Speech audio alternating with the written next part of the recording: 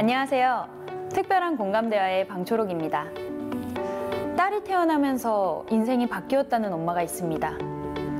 힘든 세상 속 딸의 든든한 우산이 되어주고 싶다는 엄마. 앞으로 딸이 살아갈 세상이 조금 더 편안하고 행복했으면 좋겠다는 마음으로 섰습니다. 김주옥 씨 모시겠습니다.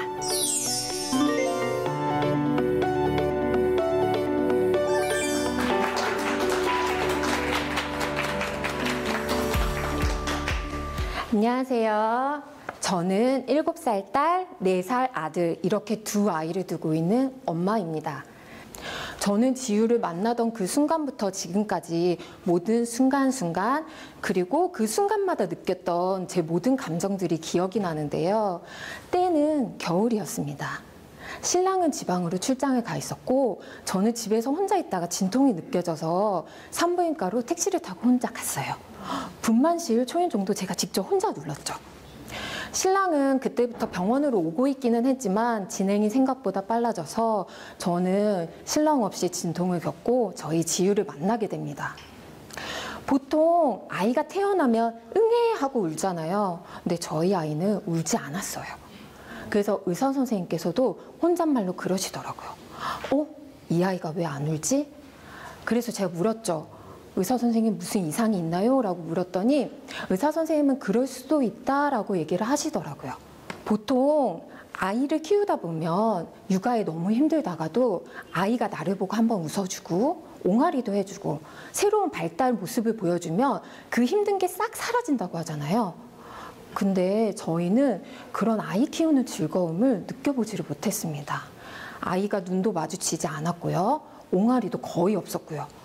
분명 저는 엄마인데 엄마인지도 모르겠고요.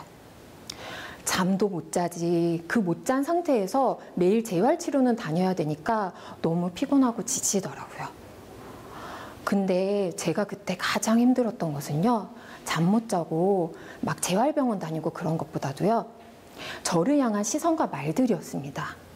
제가 주위에 우리 아이가 발달이 좀 늦어. 우리 아이가 발달이 안 돼서 병원을 다니고 있어. 아이가 좀 예민해. 예민해서 잠을 안 자. 그래서 너무 피곤해. 이런 말을 하면 100이면 100. 제게 너 혹시 임신했을 때 무슨 약 먹었니? 술 먹은 거 있니? 아니면 임신했을 때 너가 너무 스트레스 받아서 그래. 이런 말이 돌아오더라고요. 하도 이런 말을 듣다 보니 저조차도 내가 임신했을 때 스트레스를 하도 많이 받았나? 이런 생각을 하게 되더라고요. 저는 술 한 모금도 안 마셨고 약도 한 번도 안 먹었으니까요. 저 스스로도 죄책감을 느끼다 보니 힘들어도 힘들다는 말 한마디를 할 수가 없었습니다.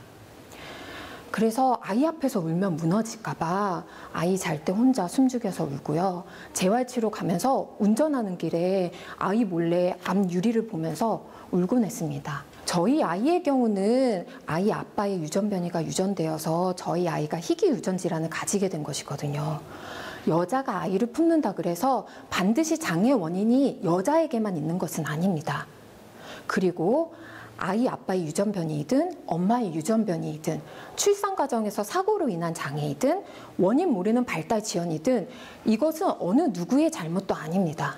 어느 한쪽을 탓하다가 가정이 깨지는 경우가 너무 많거든요.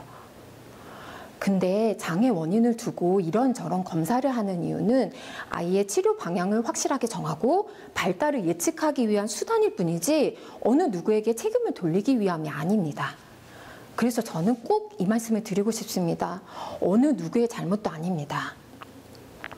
저희는 그래도 이런 힘든 문제들은 생각보다 잘 넘겨왔던 것 같습니다. 저희 지유 같은 경우는 퇴행을 크게 겪은 적도 있어서 사실 지금 퇴행하지 않고 앞으로 나가주고 있는 것만으로도 너무너무 감사하기 때문입니다.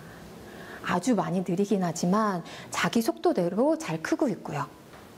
절 바라보지도 않았고 옹알이도 거의 없었던 아이가 이제는 절 바라보고 웃습니다. 엄마인 절 알아보고 애정 표현도 하고요. 물론 옹알이가 거의 없기는 하지만 그래도 제대로 의사 표현도 뭔가 하면서 하고요. 그리고 지유의 발달 과정을 보면서 제가 그 소중함을 알잖아요. 아이가 안고 기고 옹알이하고 엄마라는 소리 하는 것, 이게 얼마나 소중한지 알기 때문에 저는 둘째 아이에게 바라는 게 아무것도 없습니다. 그냥 제 속도대로 그 아이대로 건강하게 자라주는 것만으로도 고맙고요. 공부 못해도 좋으니 그냥 올바른 인성으로만 자라길 바라고요. 다른 사람에게는 그 모든 것이 당연하고 평범한 것이겠지만 저는 그 소중함을 지유 덕분에 알았습니다. 그리고 전 지유의 어린이집 가방이 너무너무 고맙습니다. 갑자기 가방이라고 하니까 뭔가 이상하죠? 제가 지유랑 병원만 다니던 시절에는 제가 길거리에서 어린이집 가방, 유치원 가방만 메고 가는 아이들만 봐도 눈물이 나더라고요. 부러워서요. 우리 아이는 병원을 벗어나서 어린이집을 다닐 수나 있을까? 저 가방을 멜 수나 있을까라는 생각을 하면서요. 그러던 아이가 작년 6살 때부터 장애전담 어린이집을 다니기 시작했고 저희 아이에게도 가방이 생겼습니다. 처음 가방을 받아들었을 때 너무 눈물이 나더라고요. 그래서 저는 그 가방이 너무너무 감사합니다. 남들에게는 정말 아무것도 아닌 거겠지요. 그리고 마지막으로 저는 지유로 인해 제게 새로운 꿈이 생긴 것 또한 감사합니다. 지유를 키우다 보니 자연스레 장애에 대한 사회적 인식, 사회복지 분야에 관심이 가더라고요. 놀이터에서 아이랑 놀다 보면 저희 아이가 자기 아기를 만지지 말아달라고 하는 요청이 들어오는가 하면 그리고 여기 아파트에 거주하는 주민이 맞냐고 물어보기도 합니다. 저는 아파트에 실제로 살고 있고 그 아파트 놀이터에 놀고 있는데도 불구하고요.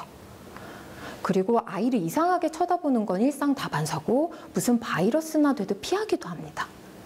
그리고 실제로 저희 지하주차장에 장애인 주차구역에 불법 주차했다가 과태료를 부과받은 주민이 장애인 씨, 장애인인 게 이 세상 살아가는데 특권입니까? 하는 말도 안 되는 벽보를 붙여놓기도 했습니다. 제가 실제로 이런 경험들을 하다 보니 제가 앞장서서 목소리를 내야겠더라고요. 그래서 보건복지부 장애인식 개선 교육 강사에도 지원을 하게 되었던 거고요. 뭔가 전투력이 생긴다고 하죠. 장애 아이를 키우다 보니 없던 에너지도 마구마구 생기곤 합니다. 내년 3월부터는 대학원에도 진학하게 되었는데 제가 부족한 부분 채워나가면서 제가 사회를 향해 힘있고 올바른 목소리를 낼 생각입니다. 여러분 모두가 아프지 않고 행복하셨으면 좋겠습니다. 감사합니다.